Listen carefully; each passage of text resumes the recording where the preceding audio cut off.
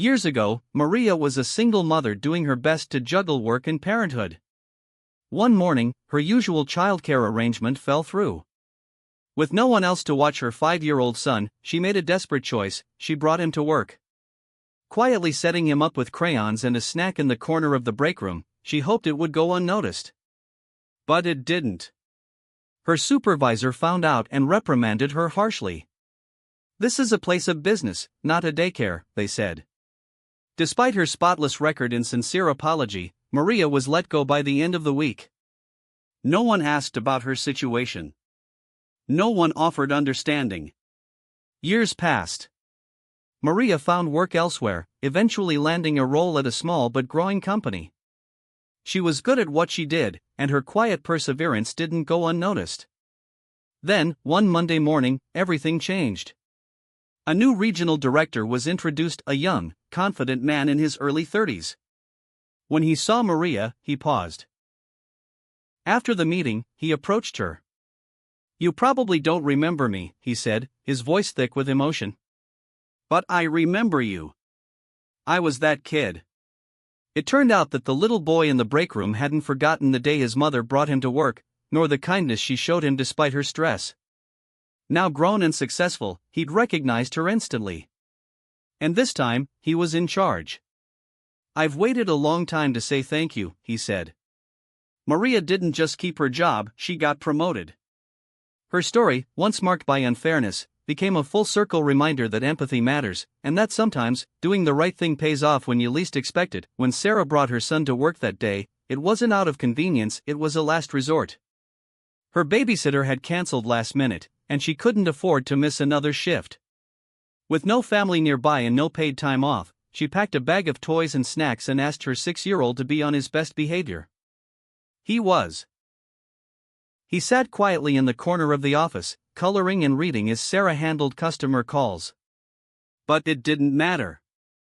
Her manager walked in, scowled, and called her into his office. "This is unprofessional," he snapped.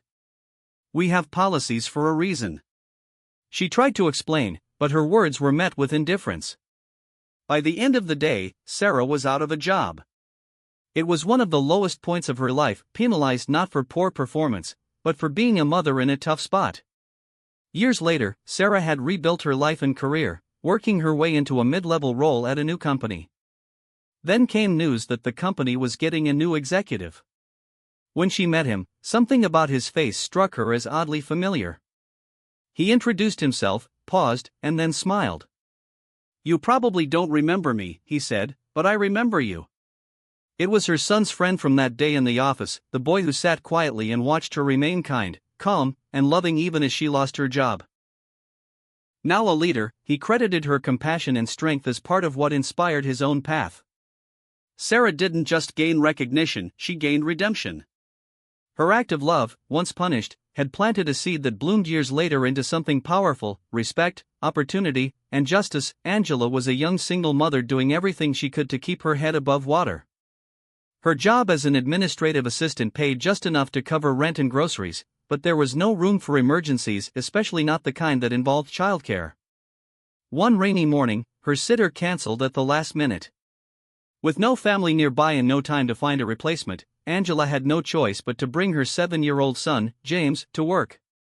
She packed snacks, coloring books, and a quiet tablet to keep him occupied in the corner of her cubicle. James behaved perfectly. He didn't make a sound. But when Angela's manager spotted him, the reaction was swift and cold. "This isn't a daycare," he said, barely concealing his disdain. Despite her clean record and hard work, she was let go that same day. Angela was devastated, but she didn't stop. She picked herself up, found another job, and over the years, slowly built a new life for her and her son. Decades later, Angela was hired at a new company in an administrative leadership role. On her first day, she was introduced to the new director of operations, a sharp, confident man in his 30s named James. Her son. James smiled, eyes glassy with emotion. "You brought me to work when you had no other choice. I never forgot that day, Mom." He had worked hard, studied harder, and climbed every rung of the ladder to reach a place where he could finally give back to the woman who gave him everything. Now, the boss's office was shared between the two of them, mother and son. What once led to her downfall became the foundation of her redemption. Diane had always walked a tightrope, balancing motherhood with a demanding office job that offered little flexibility. One morning, when her young son's school closed unexpectedly, she made a decision many working parents face. She brought him to the office. He sat quietly beside her desk, drawing and reading while she answered phones and typed reports. But compassion wasn't part of her company's policy.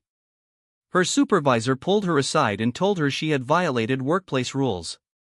"This is unprofessional," he said. By the end of the day, she was terminated. No warnings. No consideration. Just gone. The termination left her shaken. She had chosen to be present for her child and paid the price for it. But Diane never gave up. She took lower-paying jobs, built her skills, and slowly rose again. Years later, she was offered a position at a growing firm. On her first day, the new regional director visited her department. He paused when he saw her. His eyes welled up. "You may not remember me," he said softly. "But I remember you. You let me sit beside your desk when I had nowhere else to go. You told me everything would be okay. You saved me." Diane stared in disbelief. The child she once protected, now a successful executive, was standing before her, offering her not just a job, but respect and admiration. He continued, "I never forgot your kindness. It shaped who I became." Diane's story, once marked by punishment for being a mother, came full circle. She was no longer just an employee, she was an example of resilience, compassion, and the powerful impact of quiet moments of care. The system failed her, but the child she once comforted grew up to set things right.